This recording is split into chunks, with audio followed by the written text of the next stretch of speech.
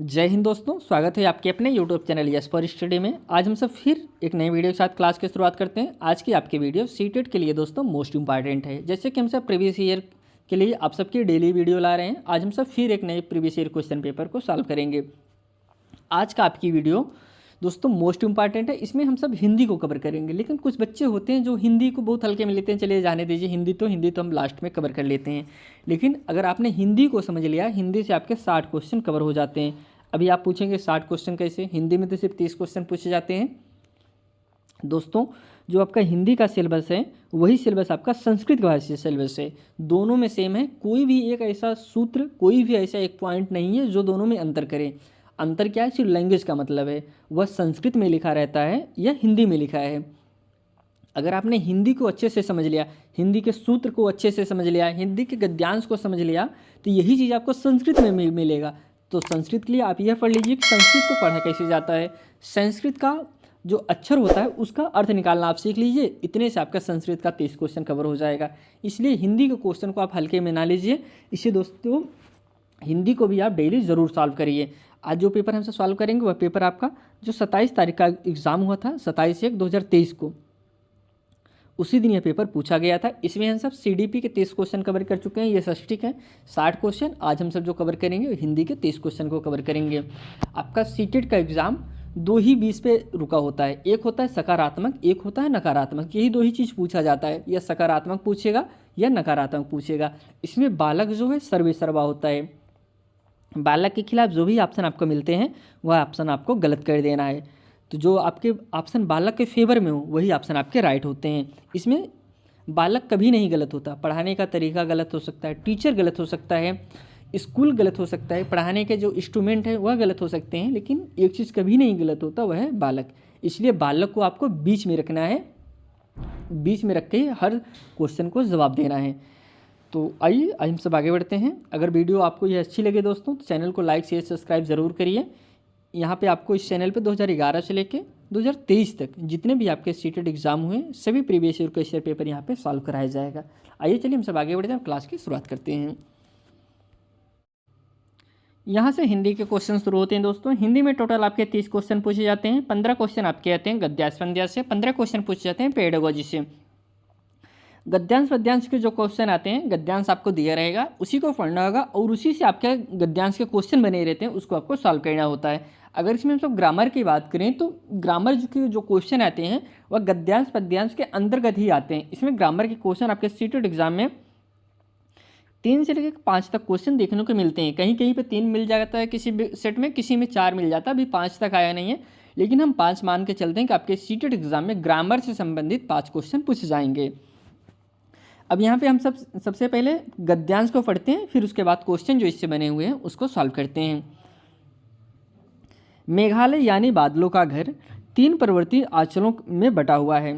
मेघालय खासी, गारो और जैंतिया पर्वत हर अंचल की अपनी अलग संस्कृति है। हर कहीं पारिवारिक व्यवस्था मातृसत्तात्मक है। तमाम दुकानों पर स्त्रियां सौदा बेचती हैं और बेहिचक बतियाते आगे बढ़ते हैं, दिखाई देती हैं। शायद कमोवेश यह स्थिति पूर्वोत्तर के अन्य राज्यों में भी है। भले ही वहाँ मातृसत्तात्मक परिवार व्यवस्था ना हो, भारत में जहाँ भी जाइए लोग सब जगह एक सी ही हैं। हाँ, बोली, पहनावे, नाक नक्श में थोड़ा अंतर है। यह स्वाभाविक ही है। भौगोलिक स्थितियाँ ही ऐसा अंतर कर देती हैं। यहाँ के रंगारंग नृत्यों का अपना सौंदर्य है। नृत्य और उत्सव के जरिए शांति और संपन्नता की कामना की जाती है। और आगे बढ़ते हैं।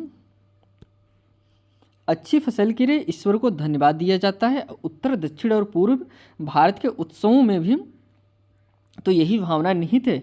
खासियों के नोगक्रेम नृत्य को देखने के बाद मासमाई गांव की गुफाओं की ओर प्रस्थान किया। आगे बढ़ते हैं। अभी तो हम गद्यांश को पढ़ लिए। अब इससे जो क्वेश्चन बनते हैं, फर्स्ट क्वेश्चन मैंने है प्रस्तुत गद्यांश की विधा क्या है दोस्तों। अब इसकी विधा पूछ रहा है। फर्स्ट ऑप्शन है जीवनी है, सेकंड ऑप्शन है निबंध है, थर्ड ऑप्शन कविता है, या फिर लास्ट है दोस्तों यात्रा वृत्तांत है। जैसा कि इसमें लास्ट में कहा ना कि हमने गुफा की ओर प्रस्थान किया। ये दोस्तों यात्रा की बात करें, यात्रा क्या है, यात्रा वृत्तांत है कि वहाँ पे अलग कल्चर है, यहाँ पे अलग कल्चर है, इसकी बात किया जा रहा है। तो ऑप्शन इसमें डी इज करेक्ट आंसर हो जाएगा। अब जितने भी क्वेश्चन बने होंगे सभी क्वेश्चन इसी गद्यांश से ही बने होंगे, इसलिए गद्यांश को आपको बहुत अच्छे से पढ़ना होगा और समझना होगा कि हमको गद्यांश समझ लिए आप इससे 15 क्वेश्चन को सॉल्व कर सकते हैं। आइए हम सब अगले क्वेश्चन में बढ़ते हैं। क्वेश्चन नंबर 2 है, हर चंचल की अपनी अलग अलग संस्कृति क्यों है दोस्तों? फर्स्ट है लोगों की अलगाववादी दृष्टिकोण के कारण, सेकंड ऑप्शन है लोगों के शैक्षिक स्तर के कारण, थर्ड ऑप्शन है भौगोलिक स्थिति में अंतर के कारण, लास्ट है प्रशासनिक व्यवस्थाओं में अंतर के कारण। तो इसका जो कि करेक्ट आंसर है सी है दोस्तों, वहाँ की भौगोलिक स्थितियों के अंतर के कारण वहाँ पे संस्कृति में अंतर देखा जाता है। यही आपके गद्यांश में कहा जा रहा है कि अलग अलग भौगोलिक स्थिति के कारण अलग अलग कल्चर वहाँ पे हैं। तो ऑप्शन इसमें सी इज करेक्ट आंसर। अगले क्वेश्चन पे बढ़ते हैं।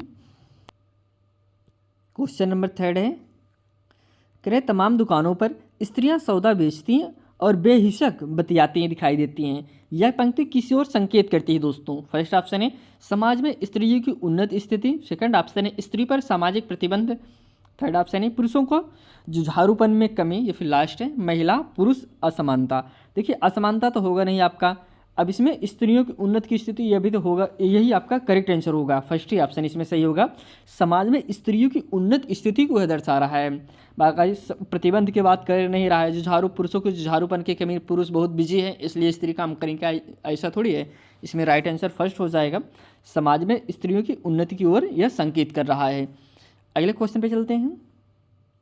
इसमें क्वेश्चन नंबर 4 है, मातृसत्तात्मक परिवार व्यवस्था से क्या तात्पर्य है? फर्स्ट ऑप्शन है भूमि धन संपत्ति पिता से बेटे को मिलता है, सेकंड ऑप्शन है भूमि धन संपत्ति माँ से बेटी को मिलती है, थर्ड ऑप्शन है सभी काम माताओं को देखरेख में होता है, या फिर लास्ट है सभी काम माताओं के ही करने पड़ते हैं। तो इसमें मातृसत्तात्मक की बात करें तो इसमें राइट आंसर आपका बी हो जाएगा। मातृसत्तात्मक व्यवस्था कैसी आप व्यवस्था कहेंगे? जब हम भूमि धन संपत्ति माँ से बेटी को मिलती है तो यही आपका मातृसत्तात्मक परिवार व्यवस्था कहा जाता है। लेकिन अभी क्या होता है, अभी परिवार सत्यात्मक व्यवस्था है। अपने यहाँ जो ज़मीन होती है पिता से बच्चे के नाम ट्रांसफ़र होती है, ना कि बच्चियों के नाम से ट्रांसफ़र होती है। इसलिए यह मातृसत्तात्मक व्यवस्था, मातृसत्तात्मक का मतलब यही होता है कि जब जो भूमि है, धन है, संपत्ति है, वह माँ के नाम से बेटी के नाम ट्रांसफ़र हो, तो यही आपका मातृसत्तात्मक कहा जाएगा। अगले क्वेश्चन पे चलते हैं। इसमें क्वेश्चन नंबर 5 है, गृह नृत्य और उत्सव के जरिए उसकी कामना की जाती है। फर्स्ट है सभी नागरिकों की दीर्घायु की, सेकंड ऑप्शन है सभी बच्चों की अच्छी शिक्षा, थर्ड ऑप्शन है शांति और संपन्नता की, या फिर लास्ट है उत्सव मनाने की शक्ति।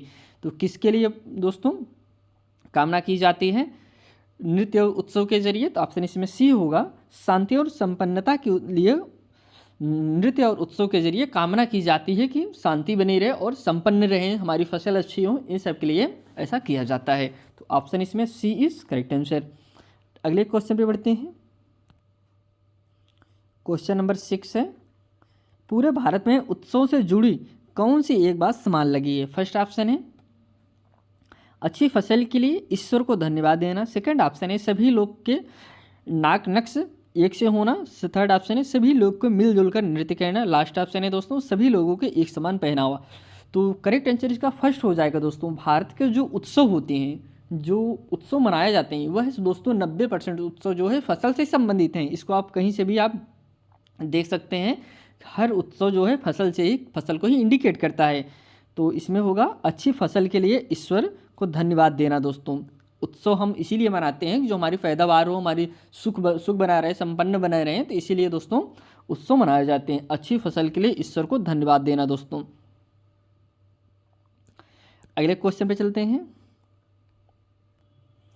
हमने आपको बताया था ग्रामर के क्वेश्चन आपको लेकर 3 से लेकर 5 तक ग्रामर क्वेश्चन देखने को मिलते हैं। तो यहाँ के फर्स्ट ग्रामर क्वेश्चन मिला है, इसको आप नोट करिएगा कि आपके पूरे सेट में 30 क्वेश्चन में कितने ग्रामर के क्वेश्चन मिलते हैं। ऐसा नहीं कि आपका सीटेड एग्जाम है आप सिर्फ ग्रामर ही रटने में पड़े रहें, हाँ ग्रामर से ये ग्रामर है, ग्रामर से क्वेश्चन ज़्यादा नहीं पूछे जाते हैं।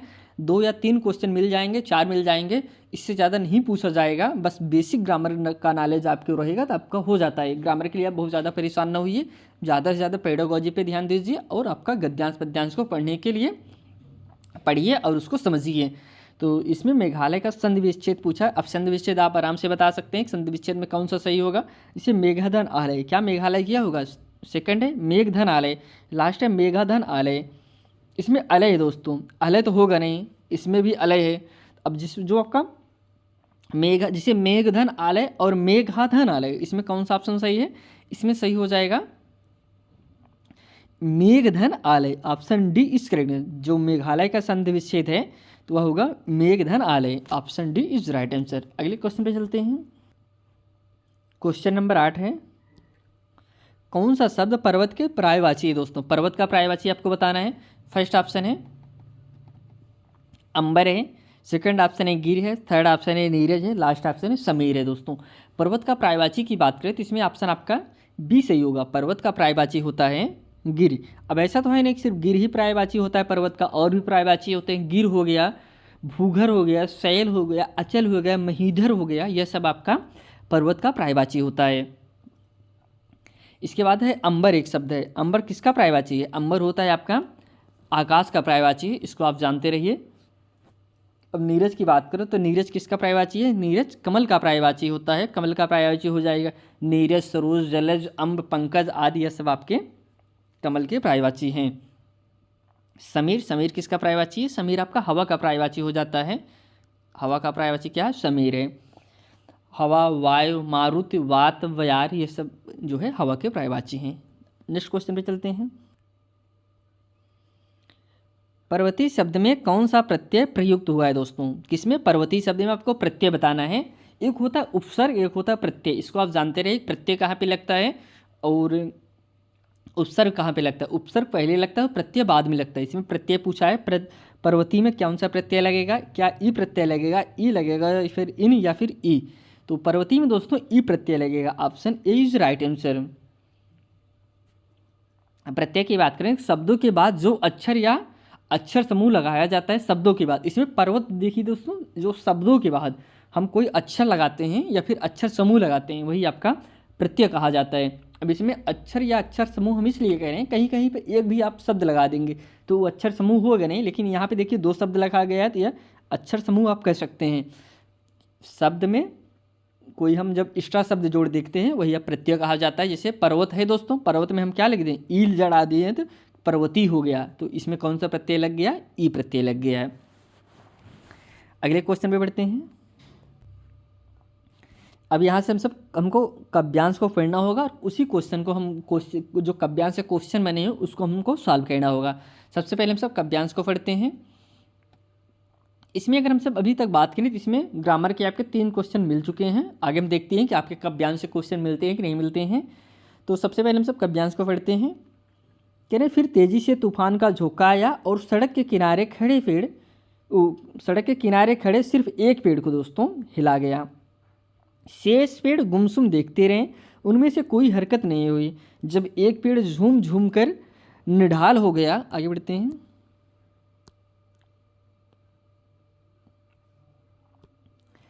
पत्तियां गिर गईं, टहनियां टूट गईं, तना ऐसा हो गया, तब हवा आगे बढ़ी।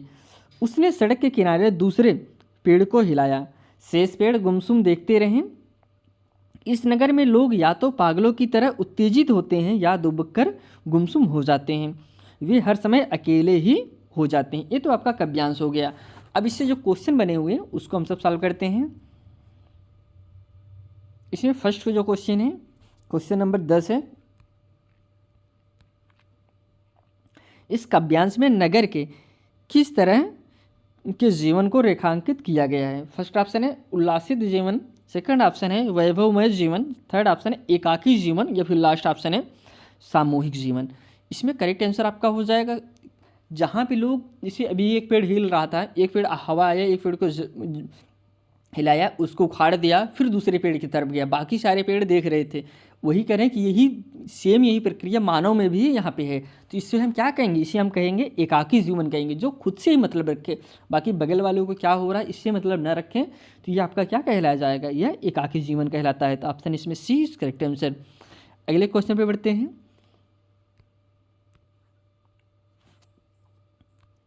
कविता के किन पंक्तियों से प्रतीत होता है कि एक व्यक्ति पर संकट आने पर शेष लोग तटस्थ हैं। तो फर्स्ट ऑप्शन है शेष पेड़ गुमसुम देखते रहते हैं। सेकंड ऑप्शन है सिर्फ गिर का हिला गया। थर्ड ऑप्शन है पत्तियां गिर गई, टहनियाँ टूट गई। और फिर लास्ट ऑप्शन है तना ऐसा हो गया। तो इसमें जो इंडिकेट कर रहा है तो इसमें राइट आंसर हो जाएगा फर्स्ट, शेष पेड़ गुमसुम देखते रहे। एक पेड़ को आनी जो है झकझोर दिया, उखाड़ दिया, टहनियाँ सब एस गई, लेकिन और सारे पेड़ क्या थे, देख रहे थे। तो यही होता है जो संकट के आने के समय शेष पेड़ तटस्थ है। ऑप्शन इसमें ए इज करेक्ट आंसर। अगले क्वेश्चन पे चलते हैं। तूफान का झोंका आया से क्या वंचित है दोस्तों? फर्स्ट है मूसलाधार वर्षा, सेकंड है भूकंप का आना, थर्ड है तेज हवा चलना, या फिर लास्ट है संकट आना। तूफान का झोंका आने से क्या वंचित है? तो इसमें राइट आंसर हो जाएगा ऑप्शन नंबर डी, संकट आना। दोस्तों इसे क्या तात्पर्य? संकट आना। यह दोस्तों आपका हो गया क्वेश्चन नंबर 12। अगले क्वेश्चन में बढ़ते हैं। क्वेश्चन नंबर 13 जो है दोस्तों, कह रहे नगरीय लोगों की किन दो प्रतिक्रियाओं की बात हुई है? फर्स्ट ऑप्शन है प्रसन्नता और संपन्नता की, सेकंड ऑप्शन है तटस्थता और उदासी की, थर्ड ऑप्शन है उत्तेजित और गुमसुम होने, फिर लास्ट है हंसना और हंसाना। इसमें जिसकी बात किया गया है तो ऑप्शन इसमें बी सही होगा। एक मिनट दोस्तों, नगरीय लोगों की किन दो प्रतिक्रियाओं की बात हुई है? तो इसमें फर्स्ट दो प्रतिक्रियाओं की बात किया गया है। इसमें एक प्रतिक्रिया है उत्तेजित का और दूसरा दोस्तों गुमसुम होना। तो ऑप्शन इसमें फर्स्ट सही है, ऑप्शन नंबर इसमें सी सही है, उत्तेजित और गुमसुम होने की बात कही गई है। दोस्तों अगर आपने हिंदी को अच्छे से तैयार कर लिया, जैसे मैं आपको पहले ही बताया कि अगर आपने हिंदी को तैयार अच्छे से कर लिया, हिंदी से आपके 60 क्वेश्चन तैयार हो जाते हैं। हिंदी का सिलेबस संस्कृत का सिलेबस सेम ही होता है, कुछ नहीं अंतर होता। एक टॉपिक आपको ऐसा नहीं मिलेगा जो अंतर हो जाए। पैडागोजी सेम टू सेम है और वो जो आपके पैराग्राफ आते हैं वह भी सेम रहते हैं। 15 क्वेश्चन इसमें पैराग्राफ से पूछे जाएंगे, उसमें भी पैराग्राफ से पूछे जाएंगे। संस्कृत के लिए बस आप इतना पढ़िए कि संस्कृत पढ़ा कैसे जाता है, कोई शब्द संस्कृत में लिखा रहेगा, हम उसे कैसे पढ़ेंगे। अगर आपने इसको समझ लिया, संस्कृत में आप 30 क्वेश्चन को कवर कर लेंगे और हिंदी के भी आप 30 क्वेश्चन को कवर कर लेंगे। आइए हम सब अगले क्वेश्चन पे बढ़ते हैं। क्वेश्चन नंबर 14 है, कह रहे हैं एचा का अर्थ क्या है दोस्तों? फर्स्ट है सीधा होना, टेढ़ा होना, बेश हो जाना, गिर जाना। एचा का मतलब क्या होता है दोस्तों? एचा का मतलब टेढ़ा होना, कहीं नहीं कि ऐसा हो गया। तो ऑप्शन इसमें बी इज राइट आंसर। टेढ़ा होना जो होता है यह एचा का अर्थ होता है। अगले क्वेश्चन में बढ़ते हैं। उत्तेजित में प्रत्यय क्या है दोस्तों? प्रत्यय आपको हमने पहले बताया, प्रत्यय लगता कहाँ पे है? उत्तेजित में प्रत्यय आपको बताना है। उत्तेजित में प्रत्यय जो है इसमें फर्स्ट ऑप्शन है इत है, ई है, त है, ई है। तो इसमें जो प्रत्यय है इत प्रत्यय है। उत्तेजित में प्रत्यय जो है शब्द के बाद में लगता है, उपसर्ग प्रत्यय के पहले शब्द के पहले लगता है, इसको आप जानते रहिए। इसमें इत प्रत्यय लगा है, उत्तेजित इत, इसमें क्या निकल रहा है? उत्तेजित इत, क्या निकल रहा है? इत निकल रहा है, तो इत प्रत्यय लगा हुआ है। अगले क्वेश्चन पे बढ़ते हैं। अब यहाँ से आपके पेडागोजी के क्वेश्चन शुरू होते हैं। पेडागोजी का क्वेश्चन यहाँ से शुरू होता है। दोस्तों अगर आपको यह वीडियो हेल्पफुल लग रहा हो आपके, तो आप चैनल को जरूर सब्सक्राइब करिए। दोस्तों आप सबको हम बेस्ट से बेस्ट देने का प्रयास कर रहे हैं, जो कि आपका सीटेट एग्जाम ताकि अच्छे से निकल जाए। इसके लिए आपको हम अभी तक 2011 से लेकर 2023 तक जितने भी प्रीवियस ईयर क्वेश्चन आपके हुए हैं, पेपर हुए हैं, सब पेपर यहाँ पे सॉल्व करा रहे हैं। आप प्लेलिस्ट में इस प्लेलिस्ट को एक्सेस कर लीजिए। इसमें आप देखेंगे आपको 2011 से लेकर 2023 तक सभी क्वेश्चन पेपर यहाँ पर हम सब सॉल्व करा रहे हैं। अगर आपको वीडियो हेल्पफुल लग रहा है, चैनल को सब्सक्राइब जरूर करिए। आइए हम सब अगले क्वेश्चन बढ़ते हैं। एक अध्यापक चाहता है कि उसके विद्यार्थी कक्षा के बाहर भी सक्षम और आत्मविश्वासी पाठक बने। निम्नलिखित में से कौन सी रणनीति उसकी कक्षा में सर्वाधिक महत्वपूर्ण होगी? अब ये जो है दोस्तों, ये एक तो पॉजिटिव पॉइंट हो जाएगा ना, उसका जो टीचर है वह चाह रहा है कि विद्यार्थी कक्षा के बाहर भी सक्षम आत्मविश्वासी पाठक बने, तो यह पॉजिटिव पॉइंट है। तो फर्स्ट ऑप्शन इसमें है चयनित पाठ्य सामग्री का अध्यापक द्वारा आदर्श वाचन और विद्यार्थी को पीछे पीछे दोहराना। अब इसमें दोहराव की बात करें तो आपके एग्जाम में दोहराव कैसा पॉइंट है? निगेटिव पॉइंट है, तो ये आपको गलत हो जाएगा। शिक्षार्थियों के गहन पठन के लिए प्रोत्साहित करना, तो गहन पठन कैसा है दोस्तों? ये आपका निगेटिव पॉइंट है, गहन पठन नहीं करना है, तो ऑप्शन बी गलत हो जाएगा। थर्ड जो है शिक्षार्थियों के पंक्तियों के मध्य गहराई से पढ़ने के लिए प्रोत्साहित करना। अगर गहन पठन नहीं होगा तो गहराई से पढ़ेंगे। अगर आप बच्चों को यह बोल दें आपने कुछ पढ़ा है, बच्चों को कहिए नहीं बच्चों जो हम पढ़ा रहे हैं एकदम 50 बार दोहरा डालो, 20 बार दोहरा डालो, तो इस तरीके से हम नहीं पढ़ा सकते कि बार बार रटा के उसे पढ़ाएंगे, तो यह भी गलत हो जाएगा। लास्ट जो है विविध प्रकार के रुचिकर उपयुक्त एवं प्रासंगिक पाठ सामग्री पढ़ने के अवसर देना। अब यहाँ पे देखिए रुचिकर कैसा पॉइंट हो गया, पॉजिटिव हो गया, प्रासंगिक पाठ है, उपयुक्त, यही दोस्तों राइट आंसर हो जाएगा। विविध प्रकार के रुचिकर पाठ पुस्तक का प्रयोग करें, जो उसे जो खेल के माध्यम से सिखाएं, प्रयोगशाला विधि से पढ़ाएं, इस प्रकार से आपको पढ़ाना है। Option D correct answer. अगले क्वेश्चन पे चलते हैं। निम्नलिखित में से कौन सी युक्ति बच्चों के भाषा विकास में मदद नहीं करेगी? इसमें नहीं पूछा गया है। अब ऑप्शन जो आपका गलत होगा वही आपका राइट आंसर हो जाएगा। फर्स्ट ऑप्शन है दूसरे के साथ अर्थपूर्ण अंतक्रिया करने के अवसर देना। सेकंड है ऐसा सौहार्दपूर्ण परिवेश देना जो बच्चों की भाषा में रुचि को बनाए रखें। थर्ड ऑप्शन है अभिभावक और अध्यापकों की ओर से अधिकाधिक सहयोग और ड्रिल और पुनरावृत्ति करना। या फिर लास्ट है संदर्भ में भाषा अधिगम के अवसर देना। अब इसमें जो ऑप्शन आपका गलत होगा वही आपका राइट आंसर हो जाएगा। जैसे आपको हमने बताया कि ड्रिल करना, दोहराना, किसी चीज़ को रटना, तो यह कैसा, यह निगेटिव पॉइंट है, तो आपका यही ऑप्शन सही हो जाएगा इसमें, क्योंकि गलत पूछा गया है। Option C is right answer. अगले क्वेश्चन पे चलते हैं। क्वेश्चन नंबर 18 है भाषा की कक्षा में गतिविधि और कार्य संचालित करने के लिए समूह के आकार और पठन पर सावधानी पूर्वक विचार करना चाहिए, क्योंकि फर्स्ट ऑप्शन है केवल। अब इसमें देखिए केवल ऐसा शब्द है जहाँ पे आपका आ जाए वह निगेटिव पॉइंट होता है केवल, तो इसको जानते रहिए। केवल जिस ऑप्शन में लग जाता है वो ऑप्शन आपका गलत ही होगा 100%। आप पढ़ भी लीजिए चाहे चेक कर लीजिए। केवल अच्छे वक्ताओं को ही बोलने के अवसर दिया या जिससे कक्षा व्यस्तता बनी रहे, तो क्या सिर्फ जो अच्छे वक्ता होंगे आप उसी को बोलने का मौका देंगे, तो ये ऑप्शन आपका गलत हो जाएगा। केवल आपका नेगेटिव पॉइंट है, मोस्ट इंपॉर्टेंट है, इसको आप ध्यान दीजिएगा। कुछ चयनित बच्चे उन बच्चों के साथ प्रभावशाली तरीके से काम कर सकते हैं जो अन्य सक्रिय भागीदारी के लिए प्रोत्साहित करते हैं। अभी तक यह फर्स्ट ऑप्शन है। सेकंड है भाषा विकास समूह आयामों की कोई भूमिका नहीं होती, इसमें गलत है, कोई भूमिका नहीं, ऑप्शन गलत है। लास्ट है सहयोगात्मक कार्यों में बच्चों की संलग्नता का सावधानीपूर्वक अवलोकन बच्चों को योगात्मक परीक्षा में ग्रेड देने में मदद करता है। ग्रेड देने की बात आपका नहीं करता है सीटेड, तो ये भी आपका गलत हो जाएगा। राइट आंसर इसमें बी। अगले क्वेश्चन पे बढ़ते हैं। क्वेश्चन नंबर 19 है। एक मिनट दोस्तों, क्या हो जा रहा है। क्वेश्चन नंबर 19 है करें अध्यापिका अपने शिक्षार्थियों को अपने लेखन को अंतिम रूप से पहले योजना बनाने और प्रारूपण के चरणों से परिचित कराना चाहते हैं। अध्यापिका किसका अनुसरण कर रही है? फर्स्ट है लेखन का प्रक्रिया उपागम। सेकंड ऑप्शन है लेखन का उत्पाद उपागम। थर्ड ऑप्शन है लेखन का उद्देश्यपूर्ण तरीका। लास्ट है लेखन का प्रगतिशील तरीका। तो करेक्ट आंसर इसमें हो जाएगा लेखन का प्रक्रिया उपागम। Option A is right answer. अगले क्वेश्चन पे चलते हैं। अगला जो क्वेश्चन है निम्नलिखित में से कौन सी भाषा अधिगम के लिए प्रमाणिक सामग्री नहीं है? इसमें नहीं पूछा गया है। अब ऑप्शन आपका जो गलत होगा वही आपका राइट हो जाएगा। फर्स्ट ऑप्शन है समाचार पत्र के लेख। सेकंड ऑप्शन है डायरी प्रविष्ट। थर्ड ऑप्शन है विज्ञापन। या फिर लास्ट है पाठ्य पुस्तक। तो इसमें जो गलत है वह गलत आपका डी होगा, पाठ्य पुस्तक। Option D is correct answer. आपको बालक को पाठ्य पुस्तक के जरिए नहीं पढ़ाना है। पाठ्य पुस्तक का आप हेल्प ले सकते हैं, आप उसे रट्टू तोता नहीं बना दीजिए बस बुक आप पढ़ लीजिए आप पास हो जाएंगे। आप उसे दैनिक जीवन से जोड़ने का प्रयास करिए तो वह बच्चा अच्छे से सीख पाएगा। इसलिए ऑप्शन डी इज गलत आंसर है, गलत आपका सही आंसर हो जाएगा। अगले क्वेश्चन पे बढ़ते हैं।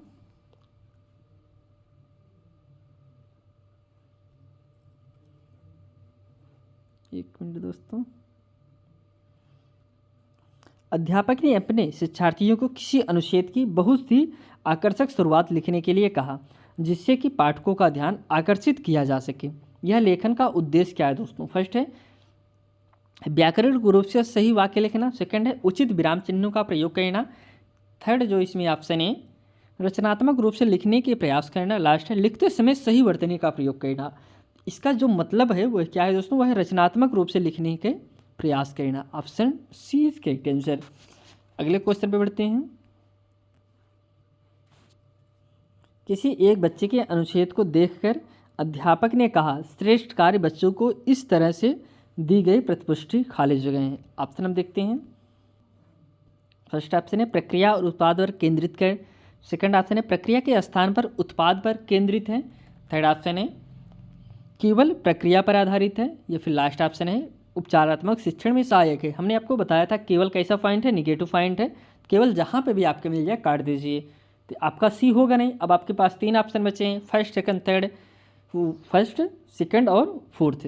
तो राइट आंसर इसमें हो जाएगा बी, प्रक्रिया के स्थान पर उत्पाद पर केंद्रित होना। दोस्तों प्रक्रिया और उत्पाद पर केंद्रित नहीं, प्रक्रिया के स्थान पर उत्पाद पर केंद्रित है। तो option B is right answer.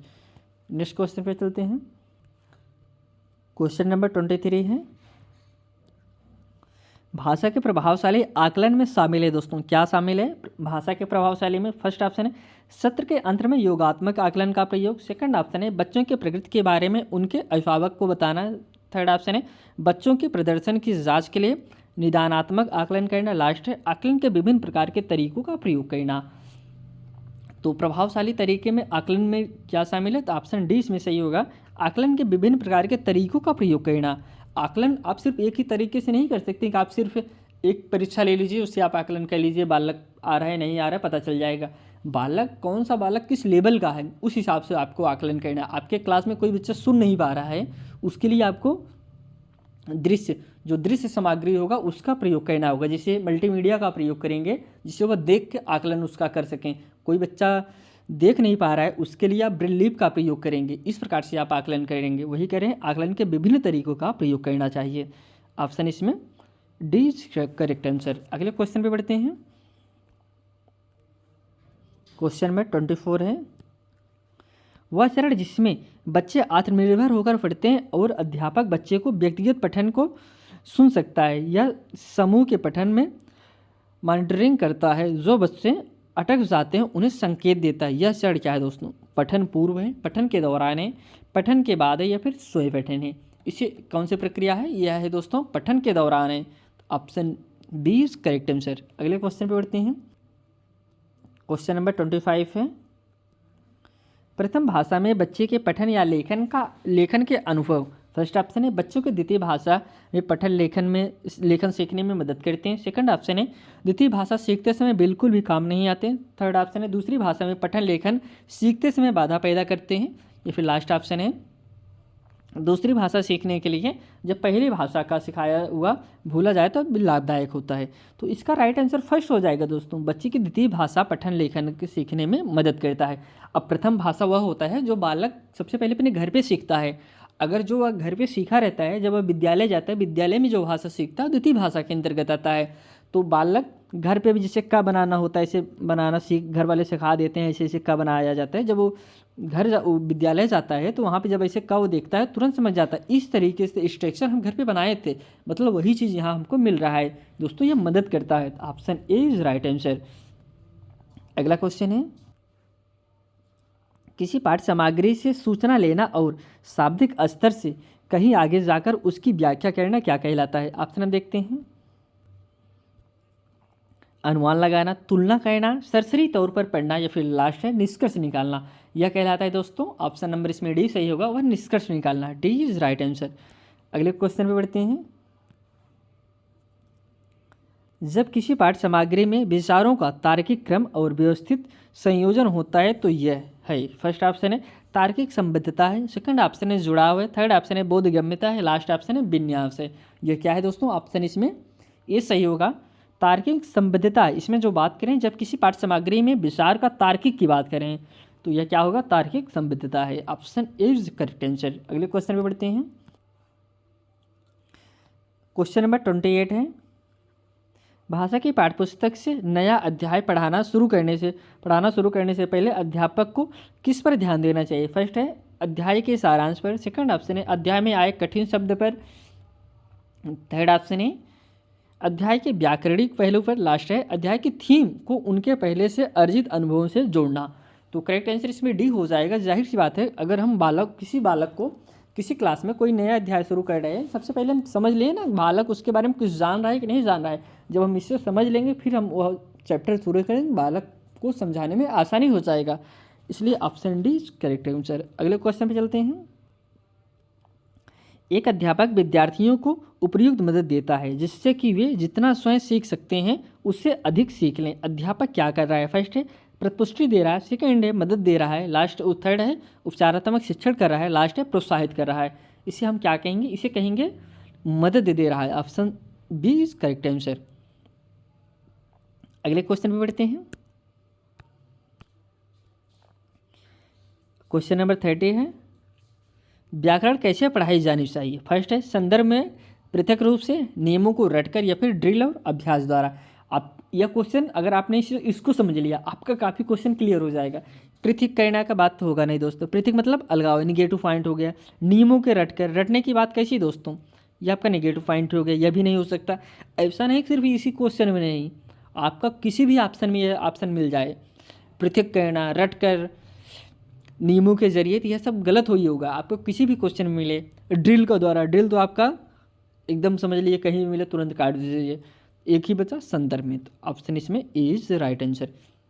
यहाँ पे आज हम सब 30 क्वेश्चन को कवर किए जो कि आपके प्रीवियस ईयर क्वेश्चन पेपर थे। वीडियो दोस्तों अगर आपको अच्छी लगी है तो चैनल को लाइक शेयर सब्सक्राइब जरूर करें। इस यहाँ पे आपको इस चैनल पे 2011 से लेके 2023 तक जितने भी आपके सीटेट एग्जाम हुए हैं सभी प्रीवियस ईयर क्वेश्चन पेपर यहाँ पे सॉल्व कराए जाएंगे, और साथ में साथ उसकी पीडीएफ भी आपको टेलीग्राम चैनल पर उपलब्ध कराया जाता है। तो आइए चलिए क्लास यहीं समाप्त करते हैं, आपसे फिर एक नए वीडियो में मिलते हैं। तब तक के लिए दोस्तों धन्यवाद।